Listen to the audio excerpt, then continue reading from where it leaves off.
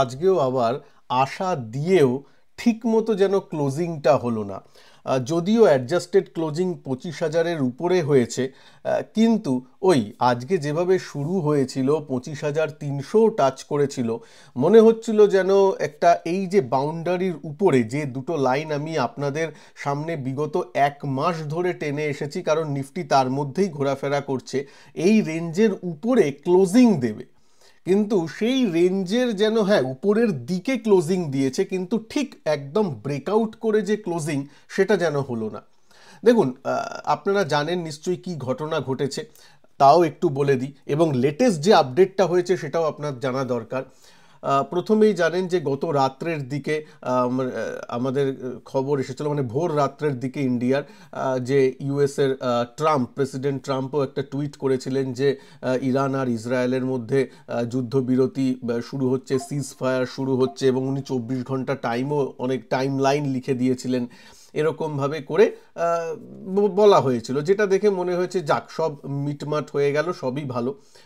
যদিও তারপরে কি হয়েছে, তারপরে ইরানের যে মানে বিদেশমন্ত্রী তিনি সেইটা মানে বলেছেন যে না, কোনো সিজফায়ারের তো তেমন কিছু এগ্রিমেন্ট হয়নি।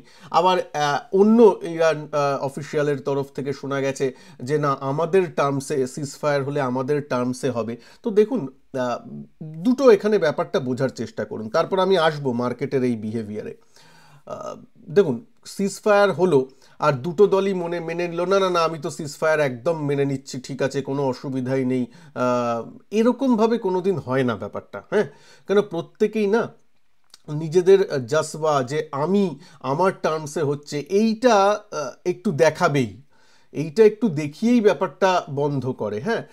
কারণ দেখতেই পাচ্ছেন এই যে গতকাল যে ইউএস বেসগুলোর উপর ইরান হামলা করেছে, সেখানে ডোনাল্ড ট্রাম্পই তার টুইটে লিখেছিল যে ইরান হামলার আগে আমাদের জানিয়েছিল, thank you for letting us know before your attack, মানে এরকমভাবেও বলেছিল। মানে কি বলবো, তারপর ওই ছবিগুলো তুলে ইরান বলে দিয়েছে দেখুন আমরা যেমন ইউএস আমাদের উপর হামলা করে চালিয়েছে, আমরাও তেমন হামলা চালিয়েছি। তার মানে এটা একটা ফেস সেভিংস যে ব্যাপার হয়েছে ইউএসের অ্যাটলিস্ট বেসগুলোতে হামলা চালানো, সেটা ভালো মতন বোঝা গেছে। সব কিছু তো আর ওপেনলি বলা হয় না, একটু আমাকে আপনাকে বুঝে নিতে হবে, এই ব্যাপারটা বোঝা যায়। তো যাই হোক, এটা হয়েছে। এইবার দেখুন, এইবার কি হচ্ছে, এবার ইসরায়েল আর ইরানের মধ্যে কিন্তু এখনো ধরুন মিসাইল হানা এরকমগুলো চলছে, এবং সেটা সিজফায়ার যখন ঘোষণা করা হয় বা একটা কথাবার্তা হয় তার সাথে সাথেই যে বন্ধ হয়ে যায় সেটা কিন্তু নয়, এটা আপনারাও জানেন। আমাদের ইন্ডিয়া পাকিস্তানের ক্ষেত্রে কি হয়েছিল, সিজফায়ার হওয়ার পরেও ড্রোন দেখা গেছিল আকাশে অনেক ঘন্টা ধরে।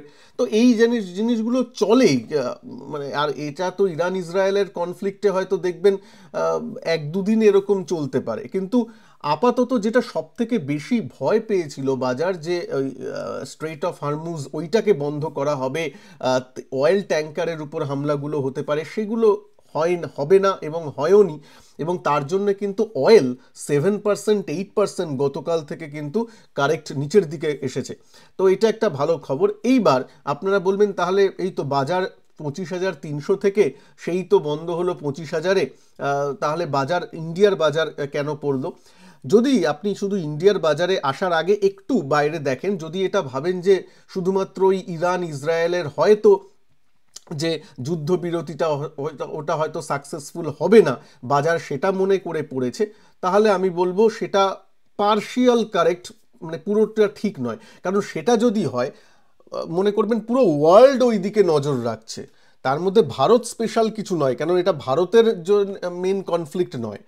কারণ যারা মেন পার্টি, ইউএসের যদি ফিউচার দেখেন, ইউএসের ফিউচার একদম নর্মাল জায়গায় আছে। আমি ইউএসের যে ফিউচার মার্কেট এখন যেটা চলছে সেটা আপনাদের সামনে ওপেন করেই দেখাই। দেখুন, ইউএসের মার্কেট এখন আমি 15 মিনিটের চার্টেও চলে আসি, দেখুন উপরে উঠেছিল, তারপরে কনসলিডেট করছে, এটা নয় যে ভেঙে নিচের দিকে পড়ে গেছে, কনসলিডেট করেছে। আর নিচ থেকে অনেকটাই, এই যে ওভারনাইট এইখান থেকে শুরু হয়েছে, ওভারনাইট এখান থেকে শুরু হয়েছে, যেই ট্রাম্পের টুইটগুলো এসেছে দেখুন, তারপর উপরের দিকেই আছে, তারপর এখান থেকে নিচ থেকে এতটা উঠেছে মানে 0.77% প্লাস।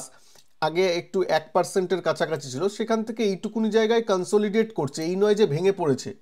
তার মানে কি যে যুদ্ধবিরতি একদমই কিছু হবে না, এই হবে না, এইসবই যদি হয়ে যেত, বাজার যদি মনে করে নিত, তাহলে ও পুরো গেমটাকেই লস করে এখানে বন্ধ হতো, তাই না? ইউএস তো আরও বেশি ইম্পর্টেন্ট এক্ষেত্রে, সেটা কিন্তু হয়নি। যদি আপনি ইউরোপের বাজার দেখেন, তারাও যে ভেঙে পড়েছে তা নয়, প্রত্যেকে মানে বেশিরভাগ ইউরোপের মার্কেট 1% 1.5% গেইন করে ট্রেড করছে এবং গেইনটাকে বজায় রেখেছে। হ্যাঁ, উপরের দিকে একটু কনসলিডেট করছে বা এই করছে, কিন্তু ইন্ডিয়ার মতো যে 25,300 টাচ করে আবার একদম নিচে চলে আসা তা নয়। ওয়ান অফ দ্য কারণ এটাও হতে পারে, এখন মঙ্গলবার করেও কিন্তু এক্সপায়ারি চলে, এটা মনে রাখবেন। আবার আমি নিফটির চার্টে চলে আসি, মঙ্গলবার করেও কিন্তু এক্সপায়ারি হয়। হ্যাঁ, সেন্সেক্সের এক্সপায়ারি, ঠিক আছে, সেন্সেক্সের চার্টটাকে একটু দেখতেই হবে। সেন্সেক্সের চার্ট আর নিফটির চার্ট মোটামুটি একই রকম। তো যাই হোক, সেন্সেক্সেরও কিন্তু এক্সপায়ারি মঙ্গলবার, তো সেই এক্সপায়ারির কারণজনিত একটু ওপেন ইন্টারেস্ট এইসবগুলো হয়। এখন জানেন সেন্সেক্সেও কিন্তু ভালো রকম অপশানে ভলিউম তৈরি হচ্ছে আস্তে আস্তে, এই জন্যই বিএসসির স্টক এত বেড়েছে, তারও একটা অন্যতম কারণ। তো যাই হোক, সেই জিনিসগুলো হচ্ছে, সেটাও একটা কারণ হতে পারে। আমার মনে হয় না যে পার্সোনালি যে শুধুমাত্র ওই সিজ ফায়ার নিয়ে দু তরফের যে বক্তব্য, ইসরায়েলও বলছে না না আমরা আক্রমণ চালিয়ে যাচ্ছি, ইরান আক্রমণ করলে আমরাও করব, ইরানও বলছে না আমাদের টার্মসে তো এখনও সিজ ফায়ার হয়নি, যদি ইসরায়েল আক্রমণ করে আমরাও করব। আরে যদি ওরা করে তাহলে তো তোমরা করবে, জানা কথা। যদি এবার ও না করে তার মানে তুমি করবে না, তার মানেই তো বিরতির ব্যাপার দিকে যাচ্ছ। দেখুন, ডাইরেক্টলি কেউ এসে বলবে না যে আমার হাতে তো এখন মিসাইল আসতে মানে মানে জিনিসগুলো শেষ হয়ে যাচ্ছে, আমি আস্তে আস্তে আস্তে দাঁড়িয়ে যাব, এই ব্যাপারগুলো এসে কেউ বলবে না আপনাকে। আর এই দিকের ইসরায়েলও এসে বলবে না না মোটামুটি যে লক্ষ্য নিয়ে নেমেছিল সেটা তো অ্যাচিভড হয়ে গেছে, যে নিউক্লিয়ার বা এই নিয়ে যে চলছিল সেটা তো নিউক্লিয়ার প্ল্যান্টে হানা হয়ে গেছে, তোমরাই বলেছো যে এটা সাকসেসফুল হামলা হয়েছে এবং নিউক্লিয়ার প্ল্যান্টগুলোকে বিধ্বস্ত করে দিয়েছো, নিউক্লিয়ার প্রোগ্রামটাকে বানচাল করে দিয়েছো, এরপর তো আর কোনো লক্ষ্য থাকতে পারে না, তাই না?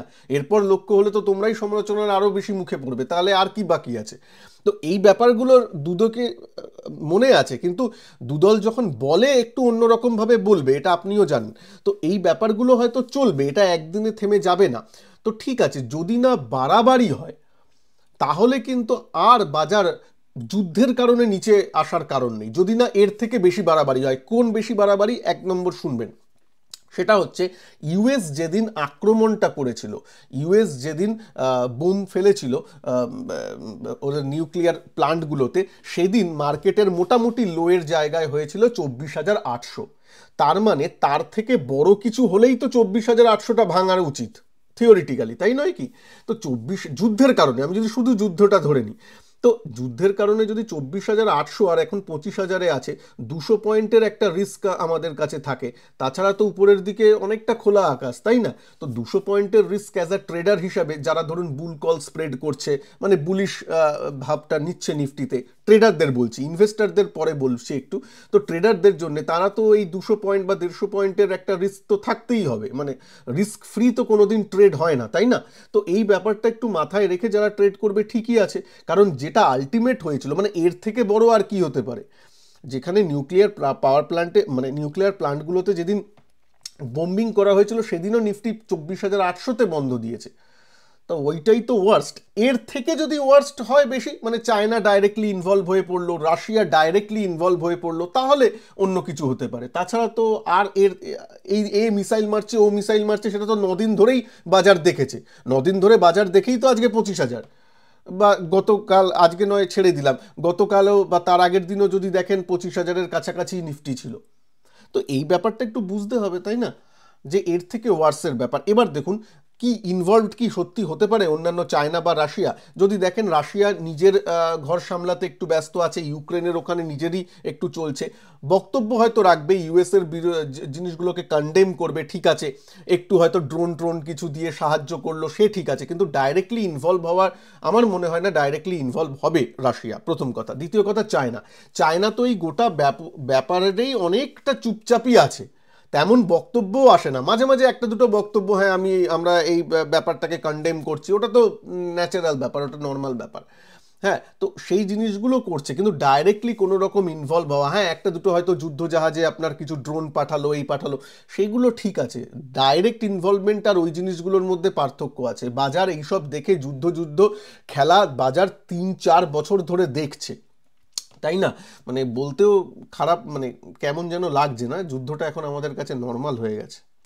কি অবস্থা, মানে এই পৃথিবী আমরা চাইনি। দেখুন, কে ঠিক কে ভুল সেই ব্যাপারটা তো নয়, যুদ্ধ মানে সাধারণ মানুষের পক্ষে ঠিক নয়।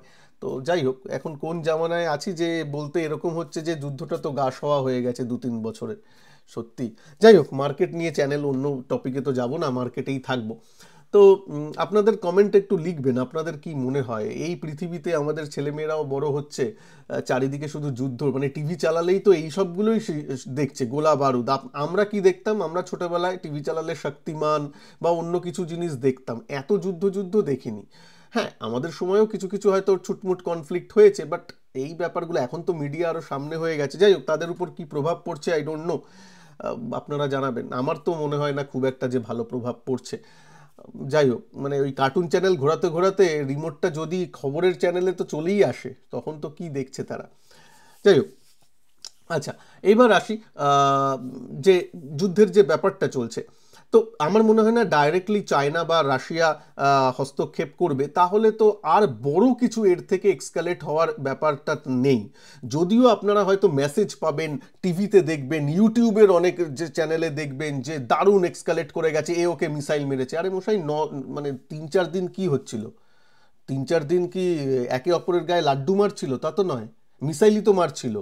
তাতেই তো বাজার এখানে, তাতেই তো বাজার 24,500 ভাঙেনি। সুতরাং এক্সকালেট মানে হচ্ছে ইউএস এর বেসে পুরোপুরি হামলা হয়ে গেছে। এই নয় যে বলে হামলা করছে, এটা প্রতীকী হামলা, তা নয়, বলে বলে হামলা হচ্ছে।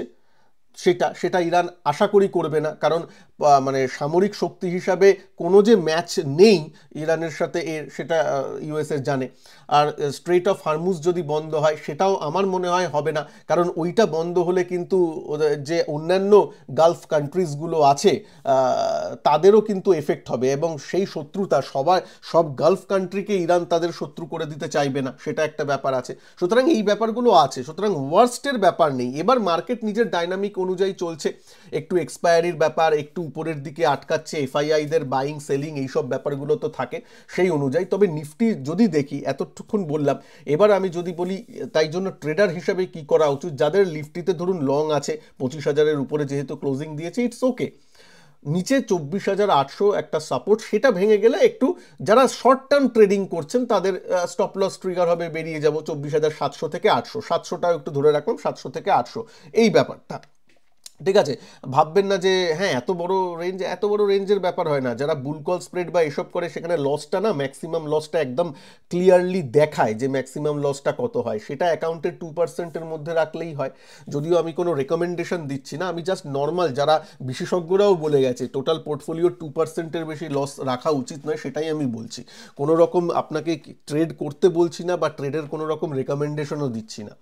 আচ্ছা, এইবার আমি আসি যে ইনভেস্টারদের ব্যাপার। ইনভেস্টারদের যদি দেখেন, আচ্ছা 24,800 যে 700 থেকে 800, 24,700 থেকে 800, এটা একটা শর্ট টার্ম রেঞ্জের মধ্যে সাপোর্ট। আর বড় রেঞ্জটা এখনও আছে 24,500, তার নিচে ক্লোজিং দিলে নিফটি উইক। তার নিচে যতক্ষণ না ক্লোজ দিচ্ছে ততক্ষণ নিফটি উইক নয়, এটা আমি আপনাদেরকে 1 মাস আগে থেকে বলে আসছি, বারবার নিফটি সেটা প্রমাণ করছে।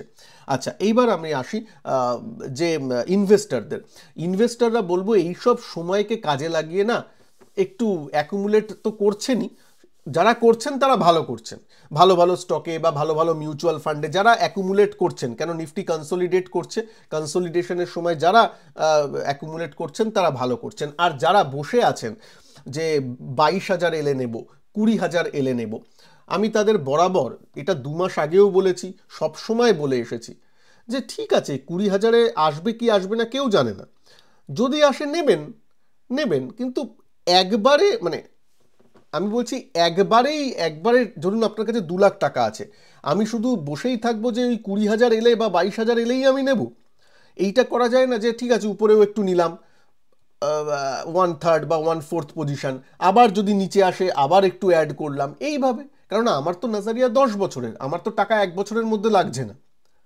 তাই না, যারা মিউচুয়াল ফান্ডে ইনভেস্ট করছেন এইভাবে প্ল্যানটা করুন।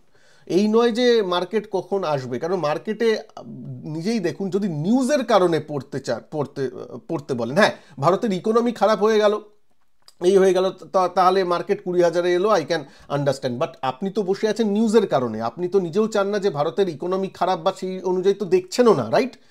কেউ একজনও বলতে পারবেন না যে ভারতের ইকোনমির এই দিকগুলো এখনো প্রচণ্ড খারাপ হয়ে চলেছে, না তেমন কোনো পয়েন্টই নেই।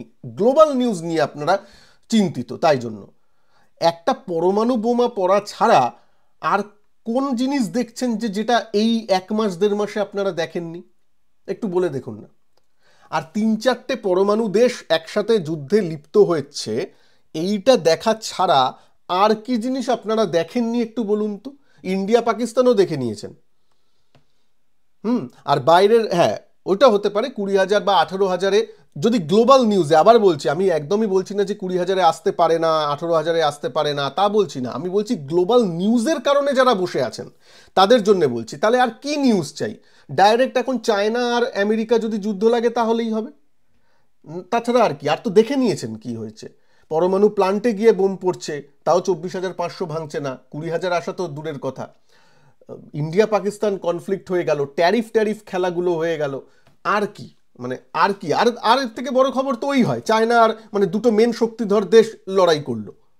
আর এইদিকে তো আপনি যদি চান যে রাশিয়া ইনভলভ, রাশিয়ার সাথে ন্যাটোর তো চলছেই, ইউক্রেনকে ওই মানে কি বলে পেয়াদা বানিয়ে ন্যাটোর সাথেই তো রাশিয়ার যুদ্ধ চলছে, আর ন্যাটোর মেন কান্ট্রিকে ইউএস। আপনারাও জানেন ওটা, সাধারণ মানুষ বুঝতেই পারে কার সাথে যুদ্ধ চলছে, নইলে ইউক্রেনের সাধ্য নেই 3 বছর যুদ্ধ চালানো।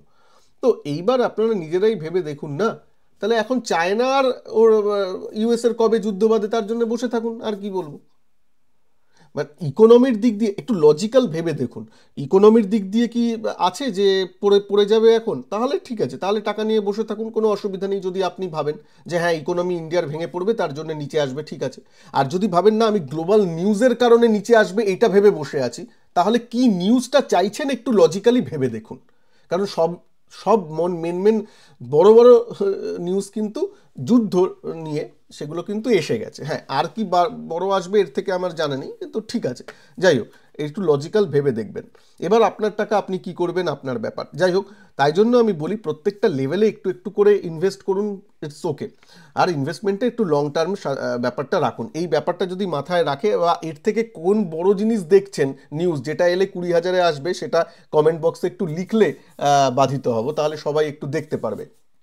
যাই হোক, এইবার আমি আসছি, নিফটি কি বুলিশ এখনও আছে? একদম ঠিক আছে, একদম ঠিক আছে। নিচ থেকে 14% বেড়েছে, তারপর এত খারাপ নিউজেও এক জায়গায় দাঁড়িয়ে আছে, 25,000-এর উপরে ক্লোজিং। বারবার বলছি ঠিক আছে, নিফটি যতক্ষণ না 24,500 ভাঙছে, ভেঙে ক্লোজিং দিচ্ছে, Nifty is doing very good. বারবার বলছি ভেরি গুড। আপনারা বুঝতে পারছেন না, যারা নতুন 2-3 বছর মার্কেটে এসেছেন না, তা আমি মানে রিকোয়েস্ট করেই বলছি, আপনারা বুঝতে পারছেন না যে এই সব নিউজে আগের বাজার হলে, 10 বছর আগের বাজার হলে বাজার কি করতো। যারা একটু 10 বছরের ভেটেরান মার্কেটে আছেন তারা প্লিজ একটু কমেন্ট সেকশনে লিখে জানাবেন, যাতে আপনাদের যারা এখন নতুন এসেছে 2-3 বছরের, তারা যাতে দেখে একটু শিক্ষা পায়। আগে যদি এরকম যুদ্ধ রব হতো, একটু যদি লেগে যেত, 10 বছর আগের মার্কেট হলে মার্কেট কোথায় নিচে রিয়্যাক্ট করতো একটু দেখতেন। সেখানে এখন দাঁড়িয়ে আছে, কত স্ট্রংনেস এখনো আছে ইন্ডিয়ান ইকোনমির, সেটা যাই হোক বুঝতে হয়তো পারছেন না যারা নতুন আসছেন, কারণ তারা তো মার্কেটের ওই সব দিনগুলো দেখেননি না, মার্কেটের কান্নার দিনগুলো, যখন ডিআইআইদেরও কাছে সামর্থ্য ছিল না, ওই সব দিনগুলো দেখেননি, তাই জন্য অনেকে অন্যরকমভাবে ভাবেন। তো যাই হোক ঠিক আছে, এবার বলি, ট্রেডারদেরও বললাম, ইনভেস্টারদের বললাম, একটা দুটো সেক্টর নিয়ে বলবো। দেখুন ডিফেন্স সেক্টর, আজকে যেমন ডিফেন্স সেক্টরটা একটু পড়েছে, ডিফেন্স সেক্টর পড়বে না কেন? অবশ্যই পড়তে পারে, এতদিন ধরে তো ভালো হয়েছে। এবার যখন একটু শান্তির মহল তৈরি হচ্ছে, একটু ওর থেকে একটু প্রফিট বুকিং হলো, তবে ডিফেন্স সেক্টর কি খারাপ হয়ে গেছে? না, একদমই নয়। একদিন পড়া মানে, বা এক সপ্তাহ ধরেও যদি পড়ে তাহলেও কি খারাপ? না, মানে একটা সেক্টর তো স্ট্রেট লাইনে বাড়ে, তারপর একটু নিচের দিকে নামে, বা কনসোলিডেট করে, তারপর আবার যায়। সুতরাং একদম ঠিক আছে, সেই দিক দিয়ে কোনো চিন্তার আপাতত কারণ নেই। নিফটি ডিফেন্স নিজেই চার্টটা দেখছেন, এই সব জায়গায় আপনাদের সামনে, ওই যখন ইন্ডিয়া পাকিস্তান সিজফায়ার হয়েছিল এই জায়গায় এই জায়গা মানে এই দিন আমি এইখানে উইকেন্ড, তারপর সোমবার আর মঙ্গলবারের ক্যান্ডেল, মানে তার একদিন আগে আমি আপনাদেরকে ভিডিও করে বলেছিলাম যে নেক্সট সেক্টর হতে চলেছে মনে হয় ডিফেন্স সেক্টর। তারপর থেকে দেখুন কি সুন্দর, মানে গতকালও এতটা হাই ছিল, আজকে একটু প্রফিট বুক হয়েছে, ঠিক আছে, কনসলিডেট করছে, নিচে এসেছিল, ডিপ দিয়েছিল, সেটা একটা সুযোগ দিয়েছিল বাইংয়ের, আবার উপরে গেছে, আবার এখন কনসলিডেট করছে, নিচের দিকে আছে, এরকমভাবেই তো চলে, স্ট্রেট লাইনে তো কেউ বাড়ে না, এটা আপনারাও জানেন। আচ্ছা, অন্যান্য সেক্টর একদম ঠিক আছে, মোটামুটি কোনো সেক্টর বাড়ছে, কোনো সেক্টর কমছে, ঠিক আছে। ইন্ডিয়া ভিক্স 13তে চলে এসেছে, 13.6, যেটা একটা ভালো দিক। 13 থেকে 14 এই জিনিসগুলো মানে নর্মালের মধ্যে আবার চলে এসেছে, হ্যাঁ, মানে অ্যাভারেজে আছে, একদম লো ভিক্স নেই, একদম খুব ভেরি হাই ভিক্সও নেই, একদম অ্যাভারেজ ভিক্স যেমন থাকার কথা তেমনই আছে। সুতরাং সেই দিক দিয়েও চিন্তা নেই, মোটামুটি মার্কেট চলছে মার্কেটের মতো। হ্যাঁ, একটু উপরের দিকে ক্লোজিং দিলে, আজকে যে 25,300 গেছিলো, অ্যাটলিস্ট 25,275 বা 300-র কাছাকাছি দিলে বুলসরা একটু ভালো লাগতো, ঠিক আছে, সেটা হয়নি, তবে দেখা যাক কি হয়। এই এক্সপায়ারি, সামনে এক্সপায়ারিও আছে, সেই এক্সপায়ারিটাও দেখে নিতে হবে, কারণ সেটা মান্থলি এক্সপায়ারি। হ্যাঁ, কেন এক্সপায়ারির কথা আমি সাধারণত বলি না, এক্সপায়ারিটা বলছি যেহেতু মান্থলি এক্সপায়ারি, সেহেতু মান্থলি এক্সপায়ারিটা হয়তো বাজার দেখে নেবে, তারপর হয়তো মুভ দেবে, বা মান্থলি এক্সপায়ারির সময় মুভ দিল, বা মান্থলি এক্সপায়ারিটা 25,000-এ করাবার প্ল্যান চলছে, এরকম অনেক কিছু হতে পারে। সুতরাং এক্সপায়ারির আগে কি হবে, টেকনিক্যাল অতটা চলে না, মোটামুটি যাই হোক, তাও টেকনিক্যাল অনুযায়ী যদি বলেন 24,500-র উপরে আছে, ইভেন 24,800-র উপরে আছে, তো নিফটি ঠিক আছে। ভালো থাকবেন, মনে জোর রাখবেন, ইন্ডিয়ার ইকোনমি এখনো স্ট্রং আছে, ঠিক আছে, এবং ইন্ডিয়ার ইকোনমির মানে আপনিও একজন কন্ট্রিবিউটার, আমিও একজন কন্ট্রিবিউটার। সুতরাং আমাদের জন্য ভারতের ইকোনমিও স্ট্রং আছে, ভালো আছে, গ্লোবাল নিউজ এই জিনিসগুলো তো থাকবেই, বলুন। ভালো থাকবেন সবাই, সাবধানে ট্রেড করবেন। দেখুন, সাবধানতার মার নেই, হ্যাঁ, আপনি একদম বাঁধন ছাড়া হয়ে কোনোদিন হাইওয়ে ফাঁকা রাস্তা পেলেও হ্যাঁ, সিট বেল্ট পরেই গাড়ি চালাতে হয়, তাই না? তো সেইটা একটু পরে চালাবেন, সিট বেল্ট পরে গাড়ি চালাবেন, ব্যাস এইটুকুনি। ভালো থাকবেন সবাই, নমস্কার, জয় হিন্দ, বন্দে মাতরম। ভিডিওটাকে ভালো লাগলে একটু লাইক করবেন, চ্যানেলে নতুন হলে চ্যানেলকে সাবস্ক্রাইব করতে ভুলবেন না। নমস্কার, জয় হিন্দ, বন্দে মাতরম।